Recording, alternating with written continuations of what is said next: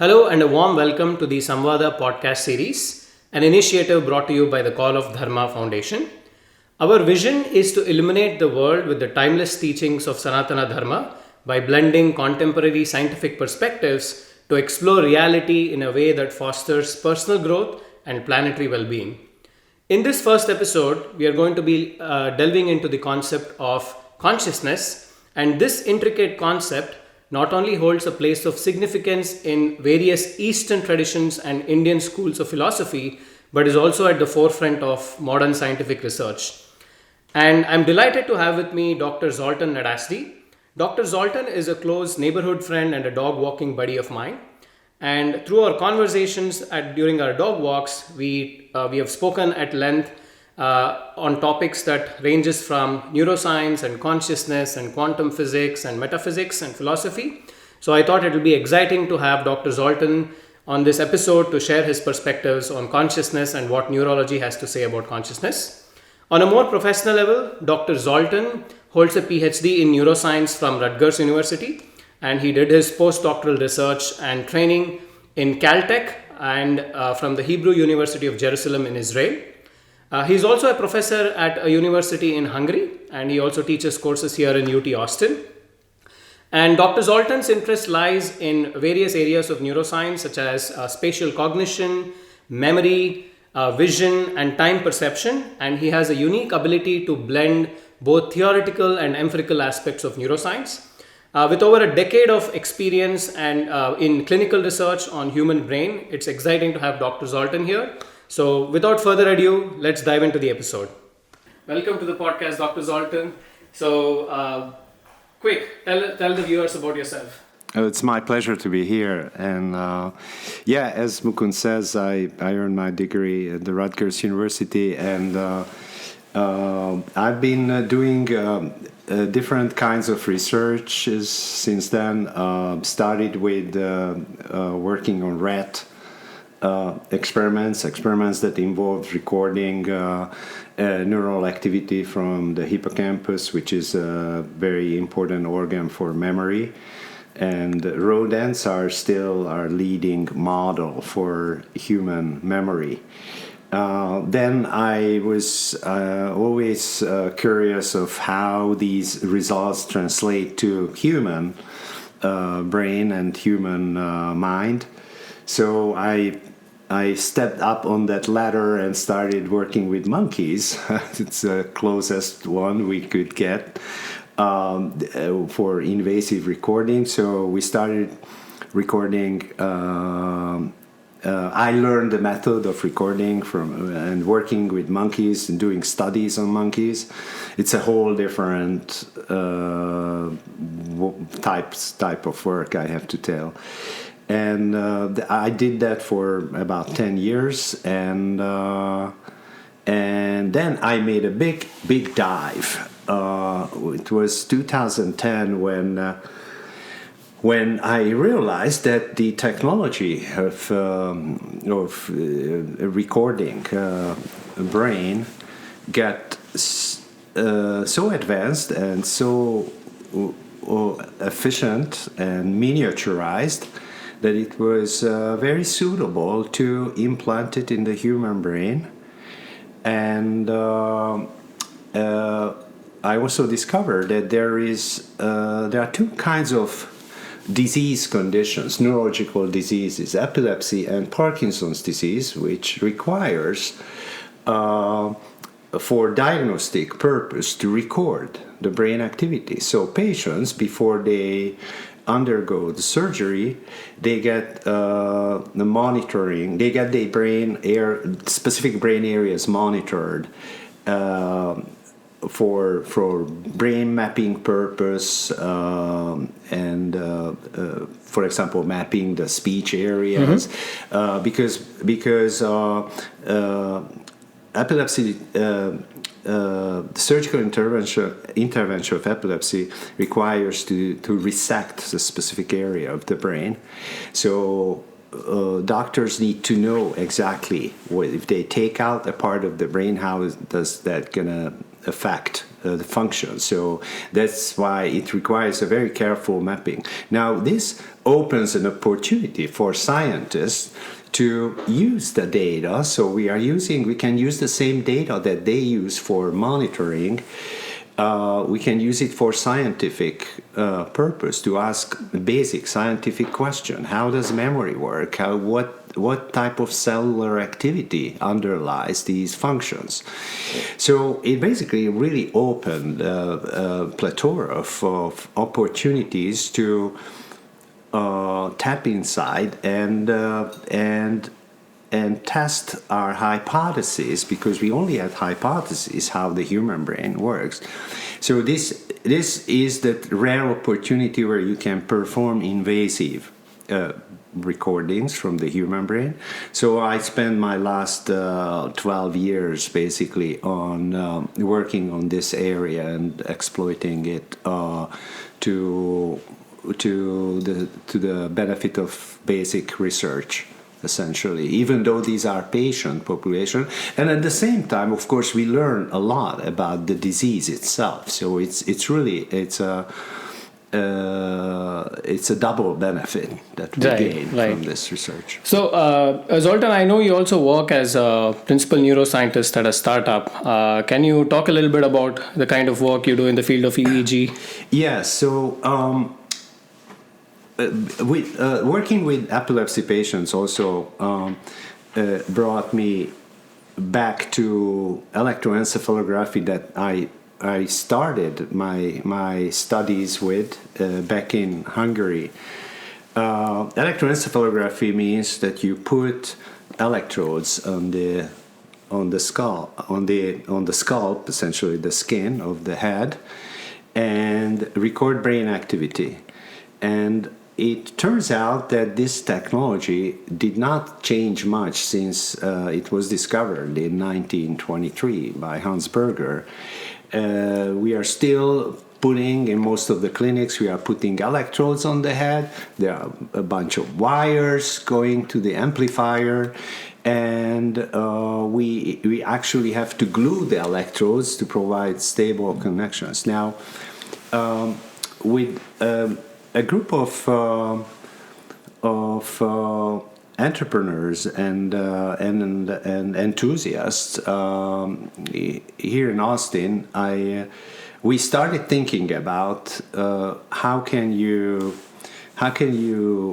modernize that whole process. And it turns out that the technology we carry in our pockets, our cell phones, are 10 times more efficient in doing many of the tasks required by measuring and storing biological signals. So we realized that there is a lot to improve in electroencephalography. So we started a company, and this company now is specialized for making wireless dry electrode systems that takes only 5 minutes to put on the head and start recording, and it accelerates the process, it shortens the time of preparations, and it's way more convenient for the patient. So this is it's a wearable technology, and there's a lot of background because it's a cloud-based device, so it records to the cloud. There's a lot of background computations and data analysis that we can do very efficiently in the cloud that was impossible to do it on local computers real time.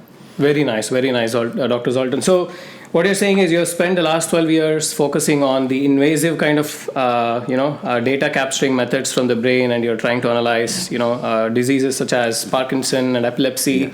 Yeah. Let's switch gears a little bit and talk about consciousness, right? And I think in the humans, in the quest to understand like the ultimate the truth, I guess, we have gone all the way from subatomic to cosmic, and I think we're also going deeper and deeper into the brain. But the more deeper and deeper we go into the brain, there is this consciousness that everyone keeps talking about, right? And obviously there are neuroscience definitions of consciousness. and there are philosophical definitions of consciousness, especially in the Eastern traditions, where whether it is Hinduism, Buddhism, the Chinese thought, or the Tao or the Zen. They kind of have a similar worldview in terms of the oneness of everything and the manifestation of the consciousness as the material world. So what does neuroscience have to talk about consciousness? So for a layman, help us understand what consciousness means. Okay, yeah. It needs a little introduction because neuroscientists actually don't like to talk about consciousness. Consciousness is treated like a bedroom secret that everybody thinks about it, but they don't talk about it. There is a reason for it, because consciousness for many centuries was considered a philosophical problem. So it became a study subjects just not that long ago, a few decades ago. And so the way neuroscience approaches consciousness can be boiled down to a model that Chalmers, a philosopher at NYU, introduced in, I guess, the late 90s. It's essentially consciousness.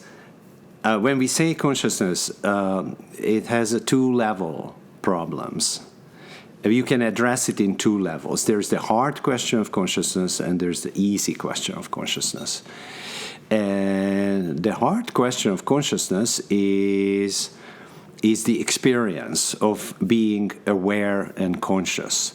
It has this subjective ontology that we feel to be conscious. So you cannot really separate the concept from the feel. And that is really difficult. We don't have any methods to approach that problem because it contradicts with everything we do in science. The first step you do in science is to you separate your subject from your perception. You make measurements. You put a device between your perception and the subjects, right? You measure quantities. Now, consciousness is not something that you could separate such a way, so that makes it a specific subject of science, if it ever be a subject of science. There's a skepticism also about it. Now, what is the easy question? The easy question is that we know a lot of support mechanisms that in the brain that enables consciousness. For example, we have to be awake. Okay. When we sleep, we are not conscious, or we have memories. There's a lot going on during the sleep, but we are not aware of. We don't have the type of self-reflection. We also don't have the feel of reality. So then we can study sleep. So you can study the stages, how the sleep develops to wakening up, and what neuronal mechanisms happen during those transitions. So very interestingly, these two approaches, one is to try to understand the subjective aspect and primarily also self-consciousness. I didn't mention that, but self-awareness is part of that hard question. Versus the brain functions that correlates with consciousness. They call it the neural correlates of consciousness, such as the awake state, awake activity, for example, recognizing an object and naming it, meaning that you are conscious about that object, an event, a voluntary recall of a memory. These are all consciousness. You can study. You can put electrodes in their brain and look at what's happening when we recall our friends' names, and those are all correlates of consciousness? So those are the easy questions.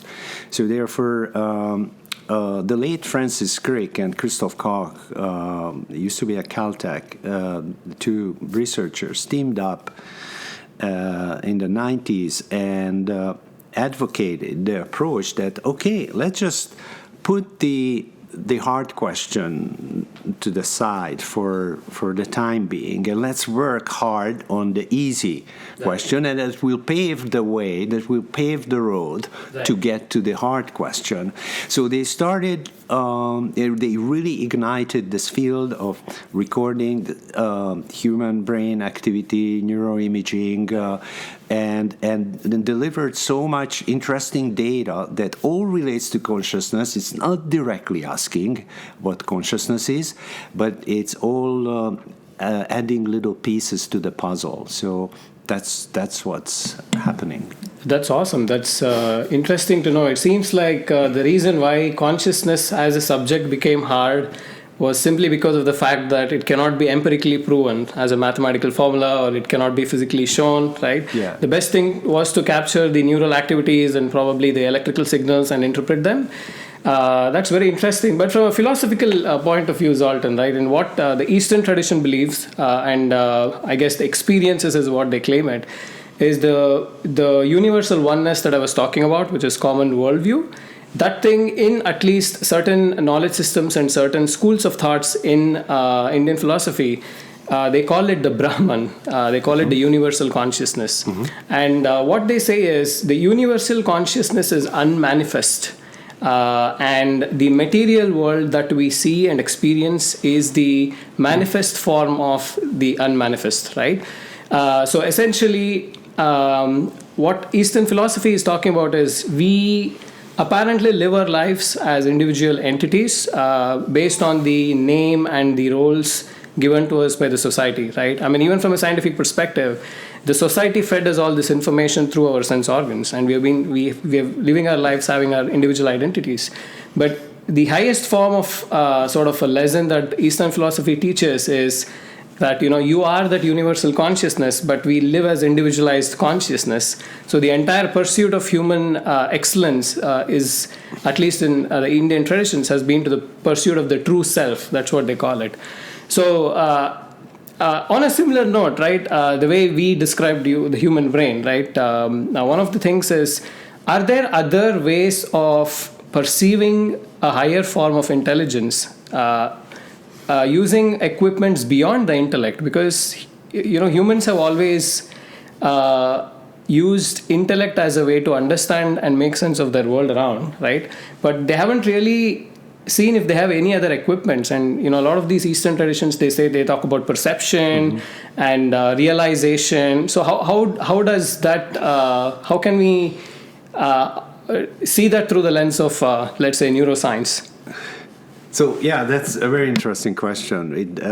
Actually, consciousness has two perspectives. One is that what is that most neuroscientists and scientists share, I would say, is that consciousness is a product of the brain.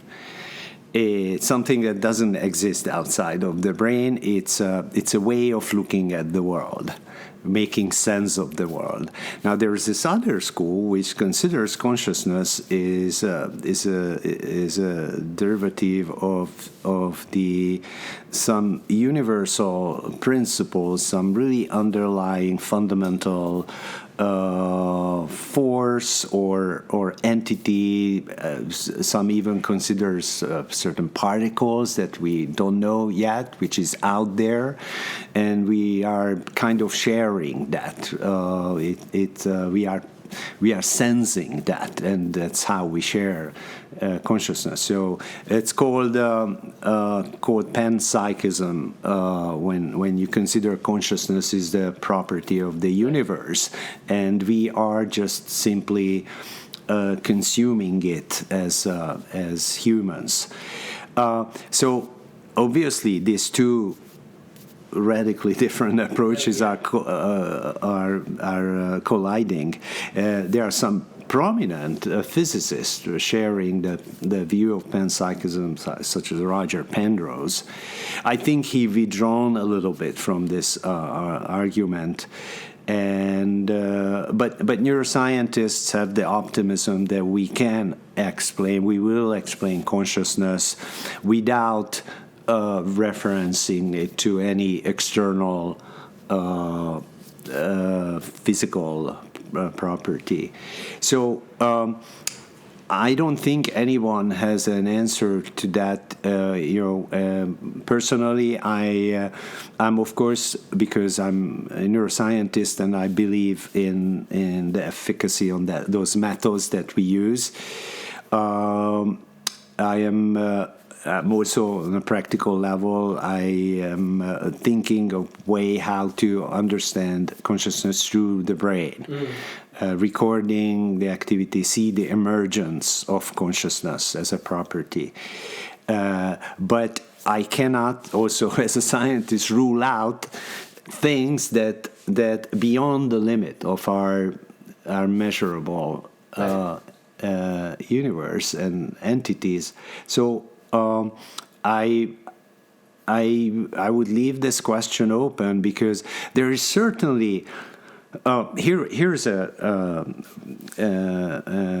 argument that I cannot completely elaborate because we just don't have enough knowledge. But there is.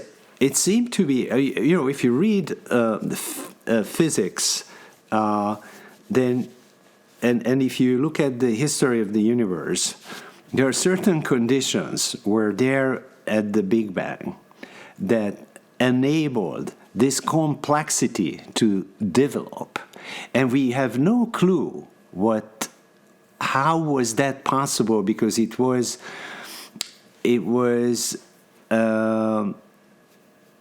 such an extremely high entropy state. On the other hand, it was also the absolute zero entropy, because it was a point. That how could this complexity that enabled life, this life forms on Earth, and we don't know how many of such life forms exist out there, but that complexity that enabled all these levels of organization that finally enables kind of a self-reflective mind to evolve. The conditions have to be there at the very beginning. Yep. So we really cannot rule out that there are certain physical laws that the same physical laws that generated life or enabled life to evolve, also it has the precursors of developing consciousness.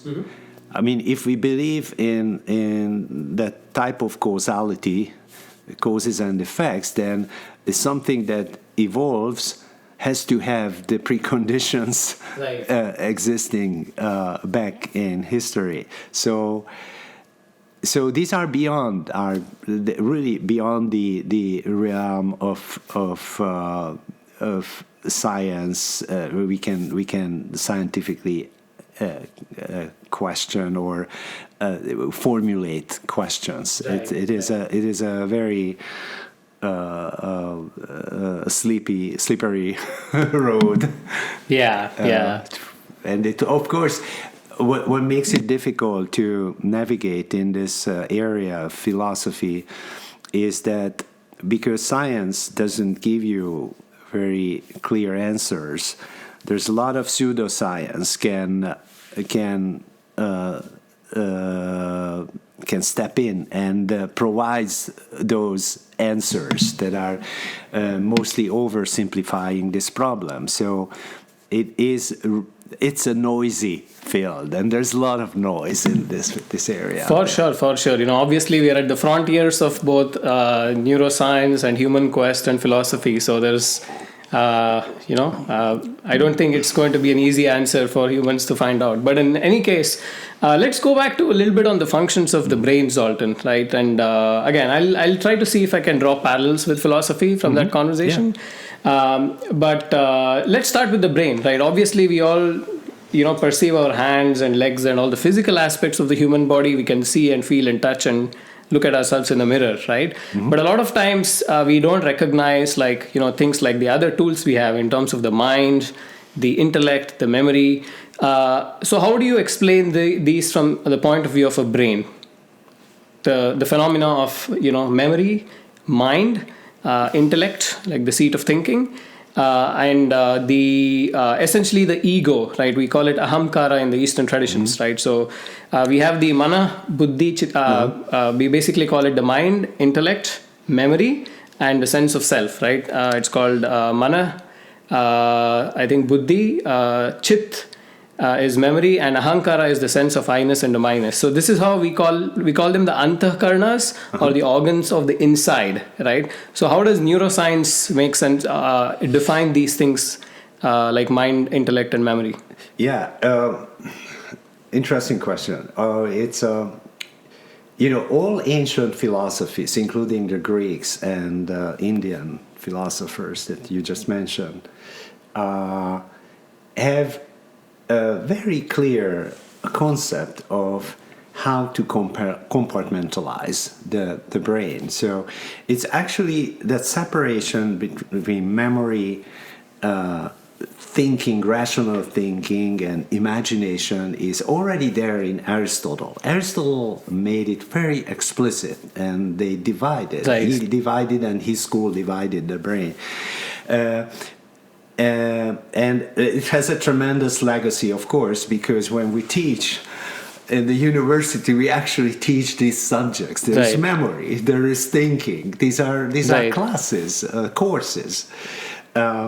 And the same in Indian philosophy, how they divide it. So that's another question that Aristotle actually got it completely wrong, because they attributed this to the ventricles in the brain, which we have these hollow spaces that doesn't have neurons in it. There's a cerebrospinal fluid in it. So the ventricles. And we know that these things are not in the ventricles. It's in the surrounding. And Aristotle, it's a funny. It sounds funny today, but he considered the brain mental, the brain mass, as a coolant for the blood, body, for the body. Yeah.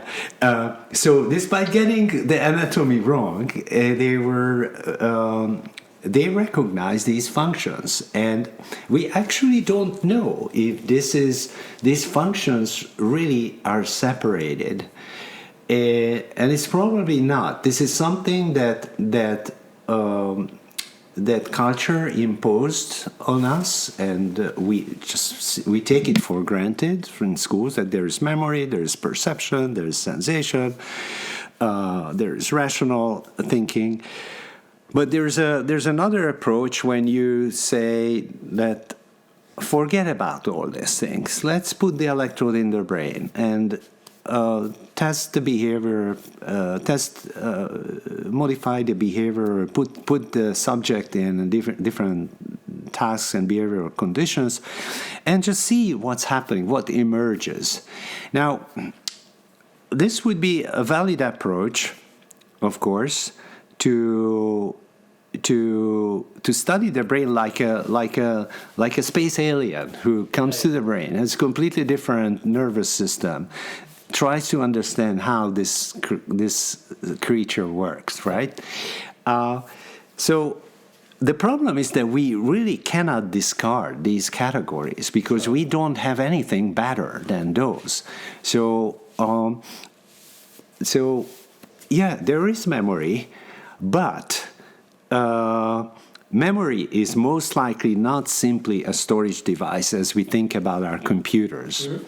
And here is an interesting other aspect that, every ages and or every periods in science are inspired or using models of the studied subjects, here, for example, the brain, using models from the current technology. So Descartes, living in Amsterdam, used the metaphors of the canals and the gates between how you regulate the flow of water. He used that metaphor for explaining the brain. The brain consists of tunnels and little pulleys, opening, closing, little gates, and something flows inside. Today we have the computer as a metaphor. It's the ultimate metaphor. It's a device that is most similar to what we think about the human brain. So we really don't have a better metaphor to reach for. So, and these metaphors are influencing the way of thinking. So we know that a Neumann type of computer has memory, CPUs, and we think about the human brain like that. We have memories here, and we know we have short-term memories and long-term memories. How beautiful! That just fits to the RAM, which is, it's erasable, and there's a hard drive, or no matter it's solid states or mechanical, but it stores the information. So that's the long-term memory. And but here is an interesting proposal. What if we think about memory from a completely different point of view? What if memory... What memory basically gives you is information. Now, how you produce that information is a question. You can generate that information based on available signs around you. For example, we know that we don't store every details from our experiences that generates vivid memories. For example, when I try to recall the restaurant that I ate last time, I can recall that. I remember the place. I can close my eyes and I can see the settings. I know where the bar is, where the chairs and everything. I don't actually need to store this information in my brain, because most restaurant has the same or similar layouts. There are tables there are entrance, there's a kitchen. So we have the knowledge of the world as a general knowledge, as a model that actually can reconstruct all the details that I didn't store in my memory. So it's basically takes that burden from neuronal mechanisms, lifts that burden that they don't need to store all the minuscule details of the thing. So then we can consider memory is essentially a reconstructive process. You have certain pieces of information, what happened, and then you enrich those information with knowledge. You fill the gaps, and it's very successful because you can recall very very complex scenarios. Now, okay, then here is another conjecture from there. So essentially, when you are recalling a memory, you are kind of imagining how that things had happened. But this can work retrospectively, then we call it memory, but prospectively as well, then we call imagination. Right. Then I'm asking, imagine you are going to a restaurant. What happens if we go to that restaurant? So imagination is essentially, you can say it, imagination is remembering the future. Right. And memory is imagining the past, right? The two are really interchangeable. It's probably the same mechanisms. Right. We are using certain references, like how is a restaurant look like, and then you are adding certain details and basically generate a complex scene. And that works backward and works forward. Now then the big question is that, or the main question is that now if we have this flow, if just events happen, how do we even put the now on this axis, right, as this flow of time? Because what really separates memory from imagination is the now. That one is progressive, the other is retrospective. So it may be very likely that the brain is just experiencing reality as a stream where events unfold, give a rise to other events. So it's a kind of causal sequence of events that are evolving. And then we learn that there is the point of now that we are sharing as a kind of a zero time. And everything that happened before is going to be memory. Everything that is coming up is imagination. So this really, changes the perspective, and it gives it introduces another concept, which is, I think, it's fundamental for at least to understand human mind, is the counterfactuals. The things that could have happened but did not because of our decisions, because interactions between people or interactions of events. So those are all the possible futures, which we also have it now. So what differentiates the now from the past is that now I have all these options open. I can take this way, or that way. In the past, I also had those options open, but I took one, and basically with that decision, I eliminated the possibilities. Right. But if you reflect, we spend a great deal of our life and time of thinking of possibilities even in the past, that what if we didn't do that? What if we did that? Where would we be now? What could have happened? And we can't help it. It doesn't make any sense. From a purely pragmatic point of view, people actually say that don't speculate on that. That's the past. Yeah. Don't worry about it. It's past. It's right. Close it. It's no longer open. We can't help it, because that actually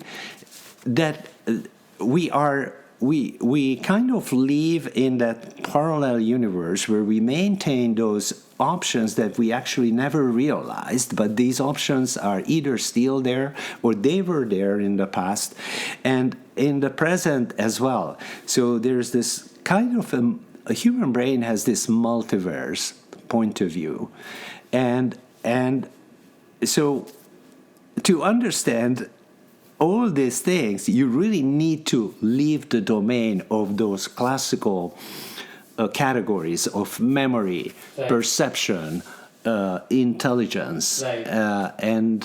And probably we're going to arrive to a very different conceptualization. Interesting. That's essentially, memory can construct, right? It can. Yeah, it's a constructive process. We know that. It can project the future, or it can do imaginations, right? And based on general knowledge, it can. Those end up becoming the stories in our heads, right? We'll keep thinking about, and it manifests as, either anxiety in the present, or the, anxiety of the future, excitement of the present, or, regret of the past, right? Yes. This is what the Eastern tradition talks about, right? The nature of the mind. Because time can only go through a scale, or, like the spectrum of time, right? It can either go past or the future. I think many of the intellectual traditions, the philosophical traditions, they also focus on quietening the monkey mind. That's what they say when they talk about meditation, right? Because it seems like to access our own higher tools of perception, mind seems to be a barrier, because mind seems to be always in the thinking mode and always trying to when I talk about the human mind, I'm basically talking about the human brain, right? I'm talking about the intellect, memory, everything. And it seems like what the ancients of some of the Indian civilization they found out was the intellect is always on an intellectual quest. It's always trying to understand the cause of things, right? Why is it? What is it? Because obviously our brain is much more evolved. It's the world is not just totalitarian value for us, right? Or utilitarian value for us, but we try to understand it, right? And the mind is always the seat of emotions. And that's when they start talking about the sanskaras or vasanas. Right? These are the impressions that they say come from past life on why we think what we think. Right?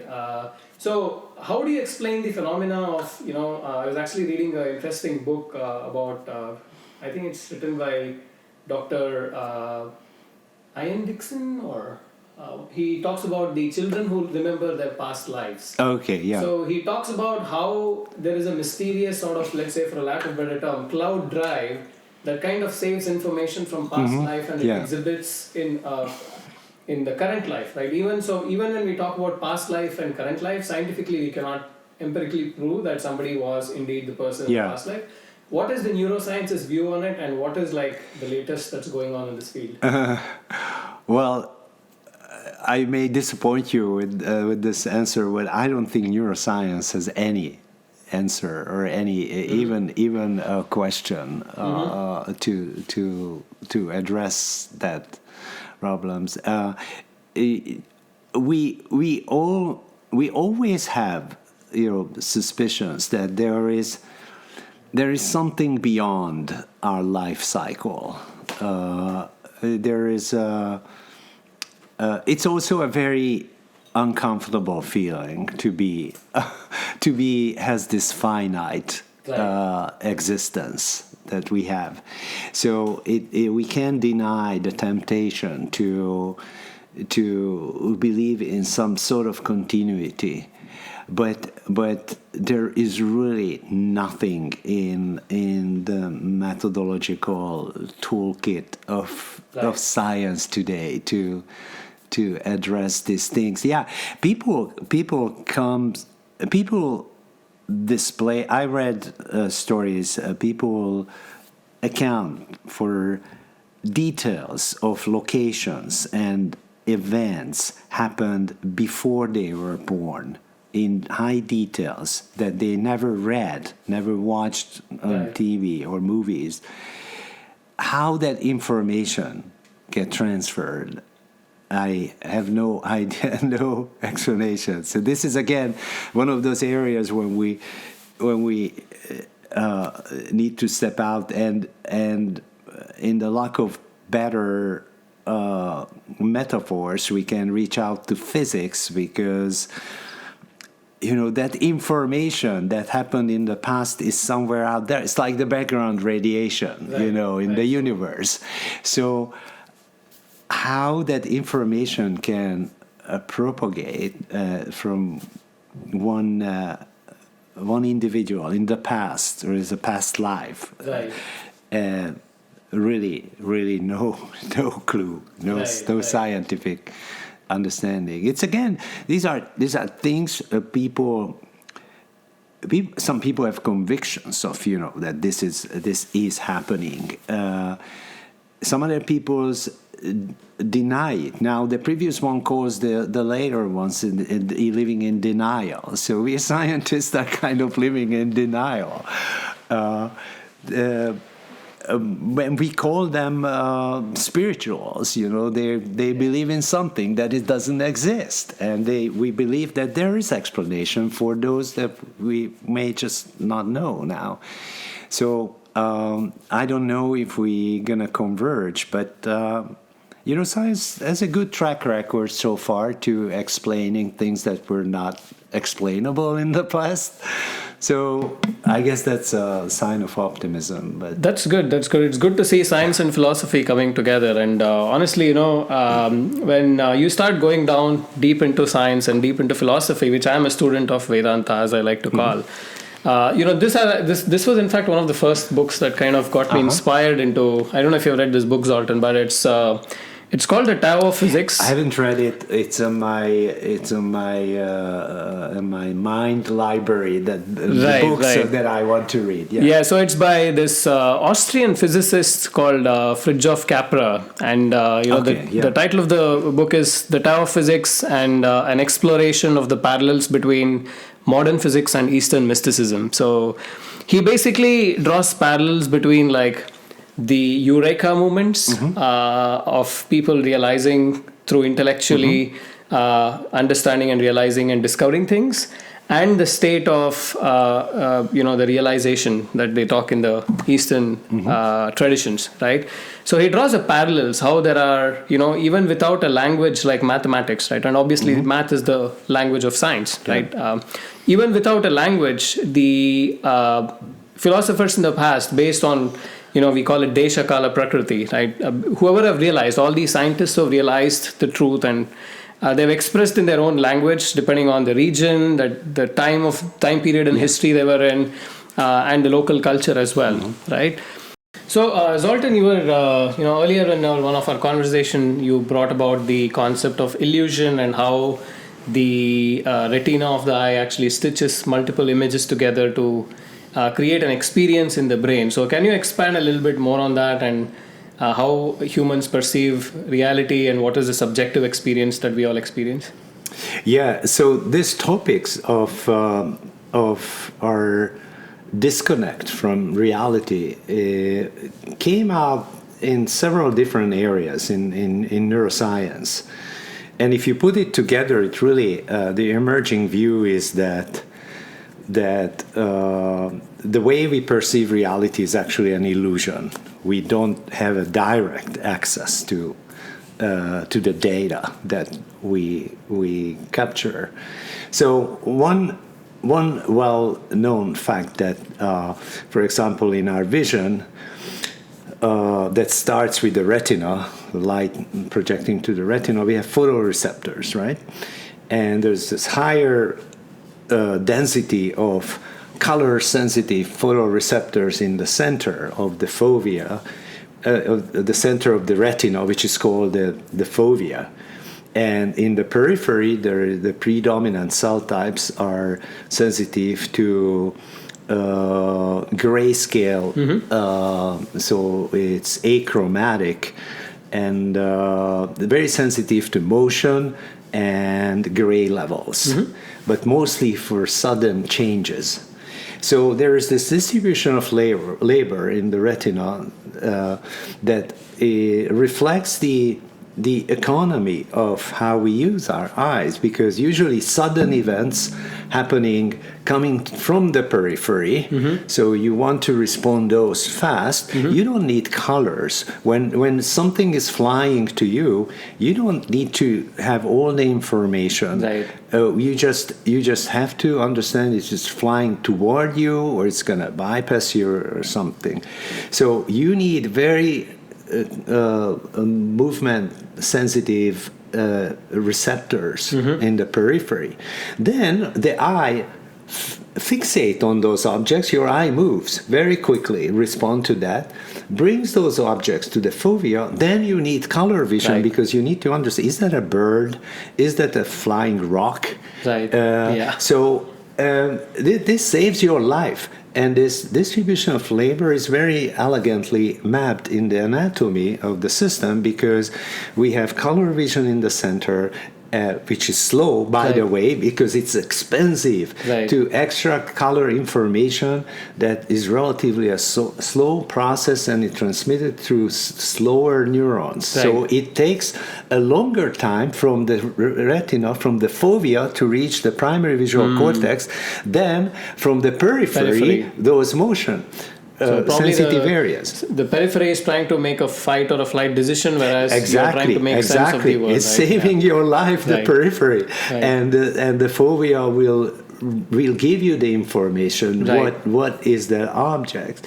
Now, there are two interesting things come from it. And one is that they have different delays. So even though the event is the same, you get motion detection of the event, and simultaneously it has a foveal record which is going to be analyzed in detail. But the two information doesn't arrive at the same time in the brain. So in your brain, you can imagine that there's some kind of algorithm reading it. Right. But wait a minute, the two information doesn't arrive at the same time. You already have the motion information. You still don't know, waiting for the other information coming in. So how does the brain combines together, stitches together these different delays, and you can think about it, it's a serious jamming problem, because when the color information arrives, there's already a different motion information there. So there must be some kind of very smart labeling should happen that would address one information to match with the other information and not confusing So data basically is arriving at different intervals from different sides of the eyes, but there is the brain is able to seamlessly stitch them together. Exactly. To give Somewhere in the context. brain it's stitched together. Right. Now the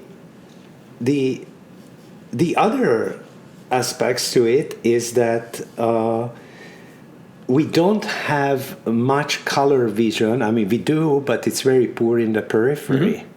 Do we notice that? No. Just like you never notice that you have a blind spot. We don't see our blind spot. Right. Why? It's clearly we have no photoreceptors in a substantial area of in our visual field. So you don't see a hole. Right, yeah. So your brain fills that information with very smartly. It fills it with based on the surrounding. It is probably very similar to what current image processing technology uses to fill up some details, gaps. You can remove with Photoshop. You can remove somebody from a photo. Right. It will interpolate the background to mask out something. So what I'm trying to say is that the brain has all this editing work, kind of post-processing it, and what you experience, what you perceive is the result of that. You don't have a direct information about what was originally in that scene. So essentially, brain is stitching the reality for us. Right? Yes, it's stitching, and in a way, it's serving a good purpose, because what you are interested is not really what your biological camera captures. What you are interested in, what's the reality out there. That's right. You want to know the property of those objects. Could they harm you? Are they pleasant? Could they help you to achieve your goals? So the biological functions, you want to know how they inform you about the environment, the change of environment. And the brain is doing all that background work to get you that information. It doesn't care about, unless you're a painter, then you care about how we see, like impressionist painters making a big step of seeing the world in a way how the light really comes and reflects from an object. But to save our lives on a daily struggle for survival, you need to get information, and the more information you get from the scene, the better you can predict the future. And that's essentially the function of the brain. Is the whole nervous system evolved to anticipate the future, because the further ahead you anticipate the future, the more adaptive you are. The more adaptive responses you can develop. Interesting. So essentially what we see is a reality only from our perspective, because the brain stitches the sensory data that basically we are capturing from the eyes or ears or nose or tongue or touch, and it just creates a reality and the world around us, right? So that's interesting. So in essentially, I think even from a philosophical perspective, right, all this seems what we call as Maya, right? Maya directly translates into an illusion, is what the philosophers have always spoken about. And the whole point of self-realization is to get, same in the matrix form, right? Understanding the matrix and going beyond the matrix. and going beyond the clutches of the material universe. So that's interesting. So let's switch gears a little bit, Zoltan, right? And obviously, topics like, neuroscience and philosophy, they're very big, broad topics, and it takes years and probably lifetimes for somebody to go deep into each of these topics, right?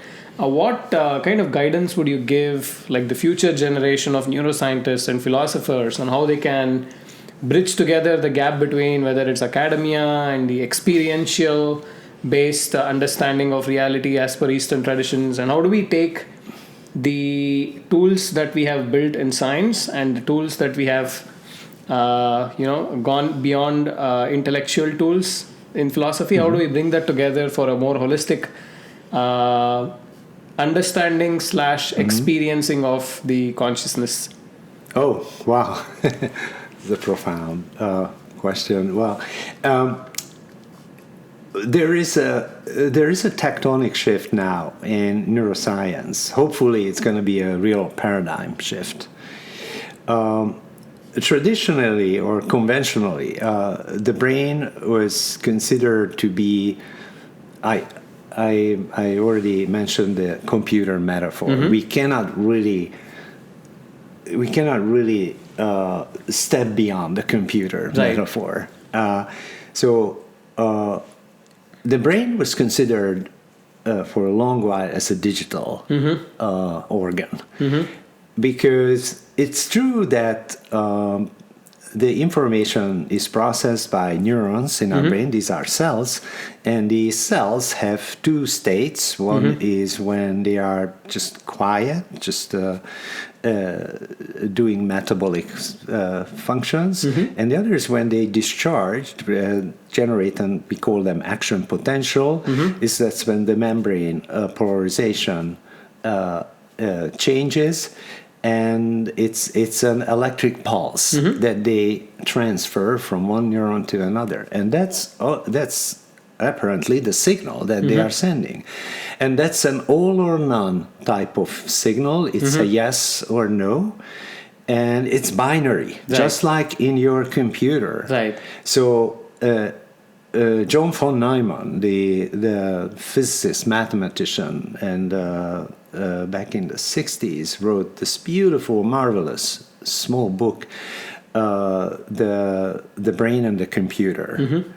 And it's fun to read it today because it's also kind of depressing, because what von Neumann compares the computers with the brain, what we knew back in the 60s. And actually, we cannot say much more than he did in that small book. There is one thing, but I think there's one new thing I could, if somebody's asking me what new thing we have relative to what von Neumann wrote, that, I mean, he was a big genius, so it's not... that doesn't undermine his reputation. But what I could add today is that we are increasingly recognized that the brain is also an analog device. And this analog nature came from a separate stream of research. It's coming actually from clinical neurology. The use of electroencephalography that we talked about earlier. So when you put electrodes on the brain, you see oscillations. You see actually a complex waveform that can be broken down to different frequencies. And it turns out that these frequencies are strongly associated with certain behavioral states. So we have different EEG patterns when we sleep, different when we wake, different when you are dreaming, different when you are drowsy, different when you are very excited. So it does have a strong relationship of the status of the mental status of the brain. So we have distinct data to show what the brain is doing. Right? Yes, no, we can go even further because different areas are doing simultaneously different things. So if you have electrodes that covering the head, you can read that individual electrodes are signaling the activity of different types of activity of different brain areas, meaning that you can be talking and your language area is active at the same time. You can be visually analyzing an image, and maybe at the same time you are driving a car too, so your hand is moving. Sure. So all this is happening simultaneously, and the brain is handling this job parallel very efficiently. And you can monitor the different brain areas, how they do this. So this, basically this direction illuminated that the brain has this oscillatory nature. It generates rhythms. And we know that it spontaneously generates rhythms because if you just take out neurons from, you extract it in the brain, you put it on the dish, and you let them just build connections, they will start very soon, they will start showing oscillatory activity. That's interesting. So without any input to the cell, you don't drive them with any outside so periodic if you just take like raw neurons from your brain and put it on like an experimental platter, it will oscillate. Just like, but if you think a little harder, basically everything oscillates in our environment. Everything, every molecular level, from molecular level to the biological level to the geological level, there is oscillations, rhythms on all time scales. We don't know. Maybe the universe has, an oscillation. Maybe the Big Bang is happening over and over again. So I don't want to go that far, but everything oscillates. So brain is no exception. Now, it would be very unreasonable to assume that the brain doesn't take advantage of its own property that it obtains for free. The oscillations. So if brain has number of rhythms, and these rhythms are very very distinguishable, discernible, then it probably, and we know that it corresponds with different behavioral states, then it's got to be serve a purpose. So for a long while, they consider this oscillatory property as a noise.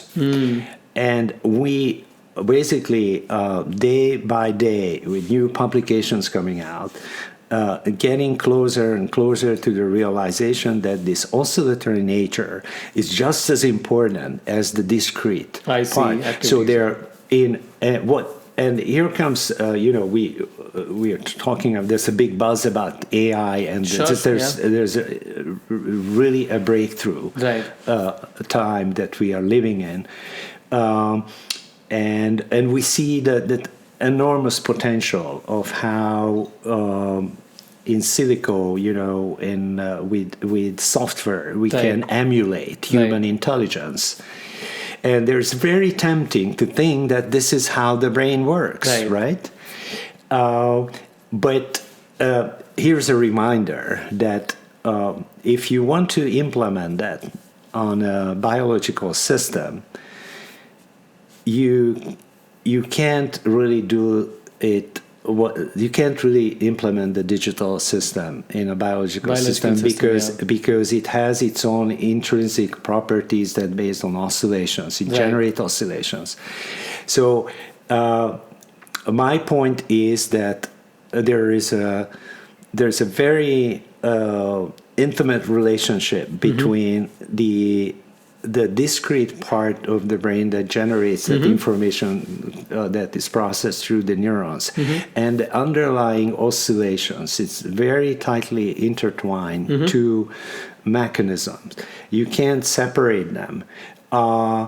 And it's probably, there is a whole different types of computation that completely different from the conventional digital computers as we think about it today, And we also know that it's a massive network. Right. So these two together, I think, or three components: massive network, digital transmission, and analog. The Putting combination of this these together, I think that's going to be the challenge for the next generation of neuroscientists to integrate this view, because we can't really explain not just human, but even animal intelligence in general, the emergence of intelligence without combining oscillations and this digital aspects of the brain. And there is another one, which is, I think it's more philosophical and even more far-reaching aspect. It is basically understanding reality. This is where we started, consciousness. Right. There's a metaphysical aspect of reality as well. Yeah. So I spend a great deal of time now trying to integrate views from physics and neuroscience, and for so long there's a total disconnect between these two types of two fields. Yeah. And there is a really interesting phenomenon that is inherent in quantum mechanics, is what we call the Copenhagen interpretation, which means that everything can be described with a wave function that Schrödinger provided us. And everything, according to this wave function, is basically a probability distribution. So there's no static state of systems. Now, but if you take a snapshot, which basically you make a measurement, then according to this Copenhagen interpretation, the wave function collapses and you can determine the position of particles in your system. So this is a kind of contradiction. How could the observation influence the system? So there's something wrong with the causality paradox, here. Right? Yeah, exactly. With the observation, you are not only influencing the system, but you are actually putting the system in a state. Correct. I think this is where the Schrödinger's cat the Schrödinger's cat and other thought experiments. Funky descriptions can have some intuitive values. But so this basically imposes a very serious question, because it's questioning causality. Now, causality is kind of a taboo in science, because it's really the cornerstone of science. It's really the only tool you have. If you are locked in a cellar and taking everything away from you, your rational reasoning boils down to one thing, one rule: it's causality. So if we remove causality, human civilization loses foundation. There is everything that we understand, all the industry we built is based on these rules. There is causes.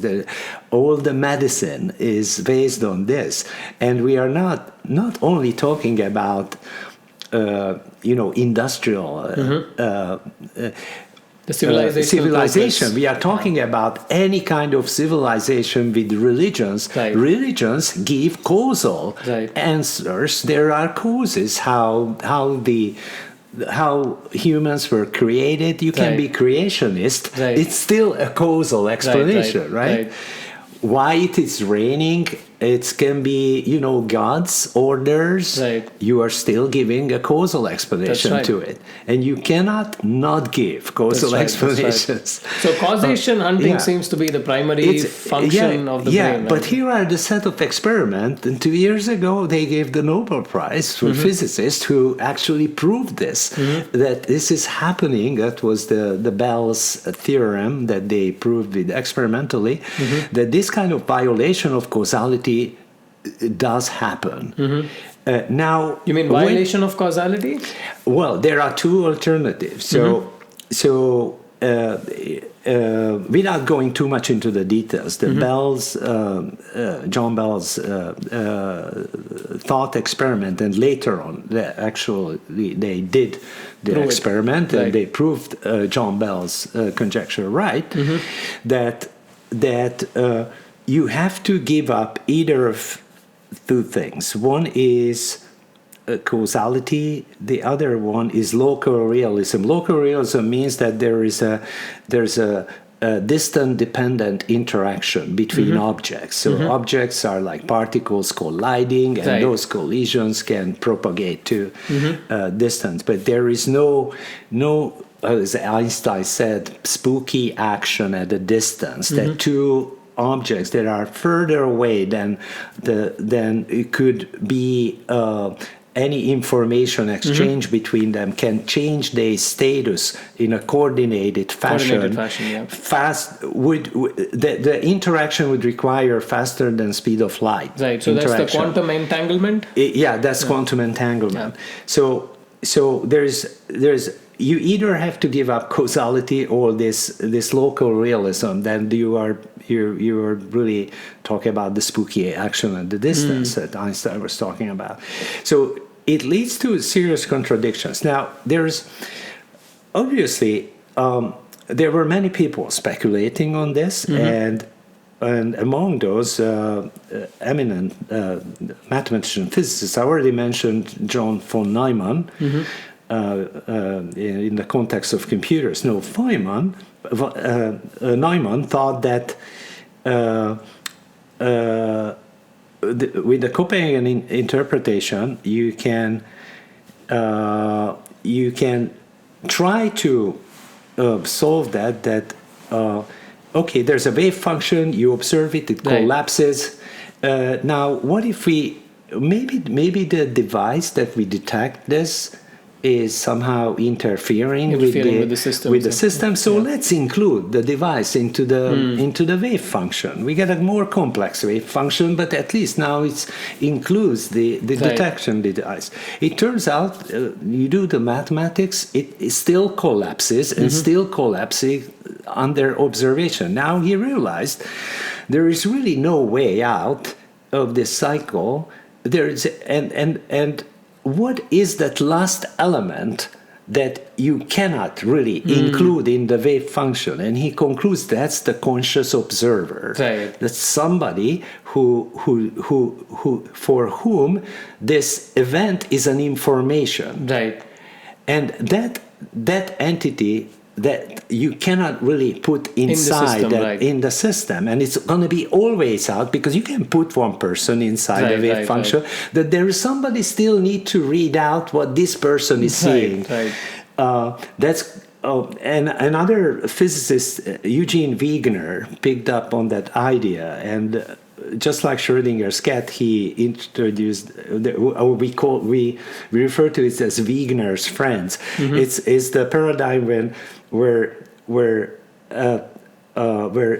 you have an observation of an event, which is all part of the wave function, and there is another observer outside that observes the other person observing it. Right. And well, the paradox is still there.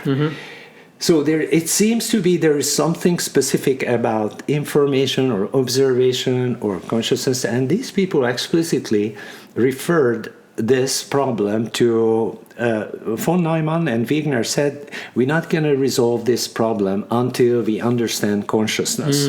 Now, most physicists are and neuroscientists would dismiss this idea. It's like okay, this is kind of pseudoscience, or this is not.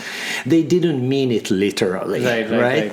But it was too but far-fetched. the question is, it's lingering out there, and I can't really ignore this. But this is such a, and you can see the convergence of the heart problem that David Chalmers exposed is the self referential consciousness, realizing our existence, and even questioning our existence, because realizing our existence is also means that there is a reality out there that doesn't include me, right? What happens when we die?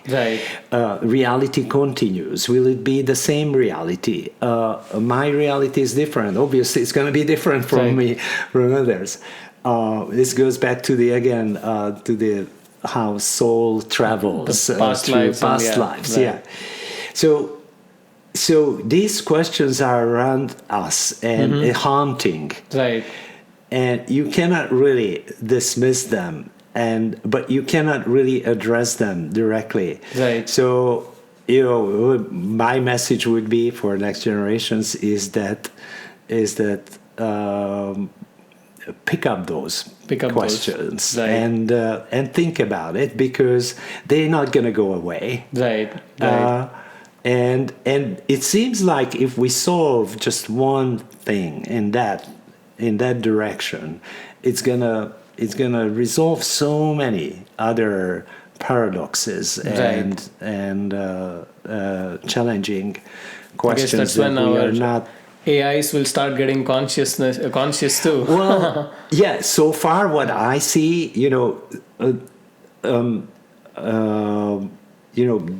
regardless of the extremely impressive performance what ChatGPT and other generative AIs can produce, I have to say that I'm not afraid that they're going to be conscious anytime soon, based on the current algorithm that they use. The current algorithm has no potential of emulating consciousness, but the algorithm can change. So it's probably just emulating one aspect of the brain, right? Not necessarily. AI cannot feel emotions. It cannot. At the end of the day, it's just complex algorithm, right? And as a meme goes, it says it's a complex, very efficient information managing system that just shows the enormous potential of prediction and patterns that we have in our culture, and it's all it does is just predicting next words, at the end of the day, and it just does it extremely well. Right. Well, it makes a lot of sense, because going back to our earlier conversation about the memory being able to construct things, right? And I think we are getting to a point where the AI is able to be more generative. That's the new Gen AI buzz that's going around. That's a good point. It really takes advantage of that you can generalize information and generate information from pieces. And I have no doubts that logical reasoning can be implemented in these systems, and they will be able to make logical inferences. Whether they will be using causality rules or not, it's a question. I would say they should implement causality in those AI systems to further develop. And causality plus whatever advances we have in AI is what's the path forward. Hope you enjoyed that episode and the conversation with Dr. Zoltan. And thank you for watching. We will be coming back with more episodes on more interesting topics in the subsequent episodes. Thank you.